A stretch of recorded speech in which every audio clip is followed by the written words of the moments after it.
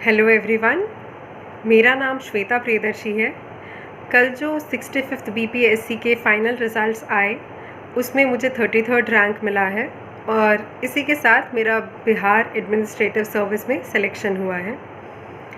साथ ही साथ मैं बाकी जो सिलेक्टेड कैंडिडेट्स हैं उनको भी बहुत सारी बधाई और शुभकामनाएं देना चाहूँगी, और जिनका सिलेक्शन किसी भी कारणवश नहीं हुआ उनको भी मैं यही कहूँगी कि बिल्कुल भी दिल छोटा ना करें, 1-2 दिन का ब्रेक लें और वापस बाउंस बैक करें। प्रीलिम्स में अब ज़्यादा समय है नहीं, सिर्फ 2 महीना ही है, तो अपनी तैयारी मजबूत रखें और खुद पे भरोसा रखें कि आप यह बिल्कुल कर सकते हैं। आगे बढ़ने से पहले मैं अपने बारे में आपको बाकी डिटेल्स बताना चाहूँगी। ऐसे मेरा ग्रेजुएशन मैकेनिकल इंजीनियरिंग से है। 2018 में मैंने एनआईटी रायपुर से पास आउट किया और उसके बाद से ही मैं तैयारी कर रही थी।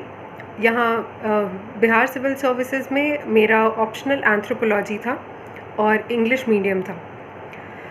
मैंने ज़्यादातर तो सेल्फ स्टडी ही की है। एंथ्रोपोलॉजी और बाकी जनरल स्टडीज़ के नोट्स और मेंस का प्रिपरेशन मैंने ज़्यादातर सेल्फ स्टडी से ही किया है, और इंटरव्यू गाइडेंस मैंने फ्रॉम आईएएस से ली।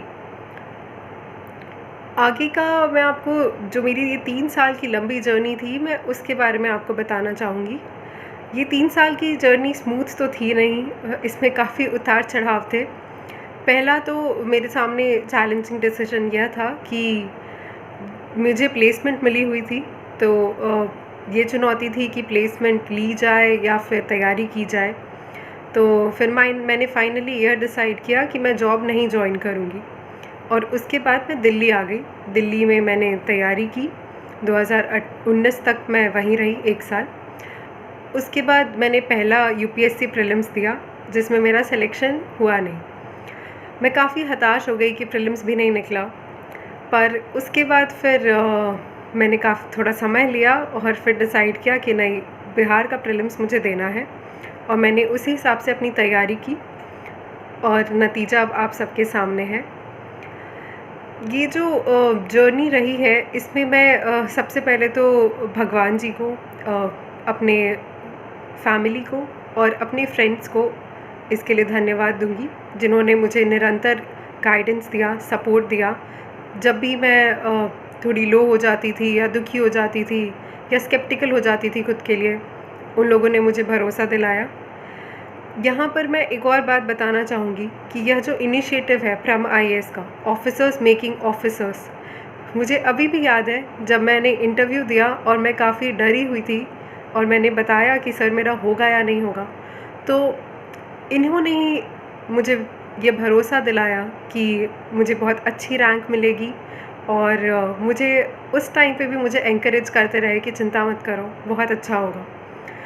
तो यहाँ मैं बाकी सभी एस्पिरेंट्स को यही कहना चाहूँगी कि अगर आपको यह लगता है कि कोचिंग बहुत ज़्यादा ज़रूरी है, या फिर ये कि आप किसी रूरल एरिया में रहते हैं जहाँ पे अच्छे अच्छे कोचिंग इंस्टीट्यूट्स नहीं हैं, तो आप कैसे करेंगे, तो मैं आपको यही बताना चाहूँगी कि इंटरनेट ऐसी सुविधा है कि आप कहीं भी बैठे बैठे कुछ भी जानकारी ले सकते हैं।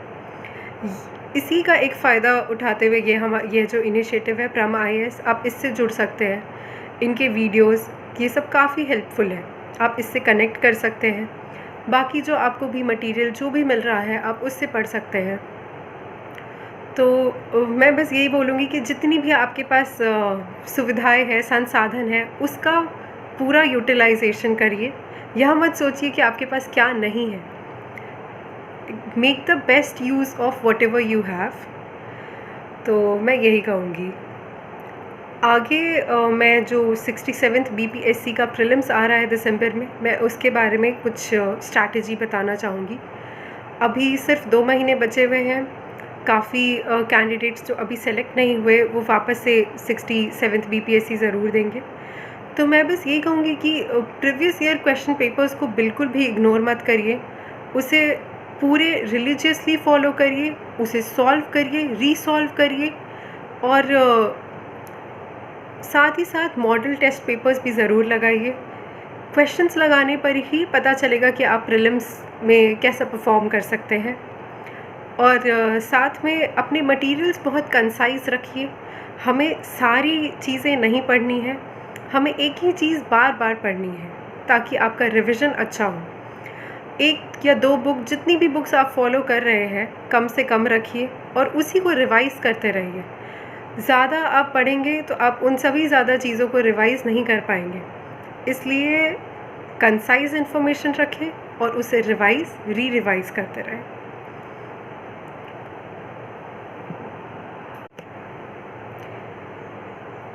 सिविल सर्विसेज की जो प्रिपरेशन होती है, वो इंटेलिजेंस से ज़्यादा हमारी मेंटल स्ट्रेंथ और इमोशनल कैपेबिलिटी को जज करती है। तो यह बहुत आवश्यक है कि हम सभी मेंटली बहुत स्ट्रॉन्ग रहें, खुद को पॉजिटिव रखें, नेगेटिविटी से दूर रहें। अगर आप ये सोचते हैं कि हमसे कैसे निकलेगा, पता नहीं टॉपर्स कैसे होते हैं, तो ऐसा बिल्कुल भी नहीं है। टॉपर्स बिल्कुल नॉर्मल ही होते हैं, बस फ़र्क ये होता है कि वो खुद पर भरोसा रखते हैं और हमेशा पॉजिटिविटी से ही खुद को घेर कर रखते हैं। तो मैं ये कहूँगी कि ऐसे लोगों से खुद को दूर रखें जो ये कहते हैं कि अरे तुमसे कैसे निकलेगा, अभी तो तुम्हें बहुत समय लगेगा यह निकालने में। प्रथम प्रयास में भी निकलना बिल्कुल संभव है।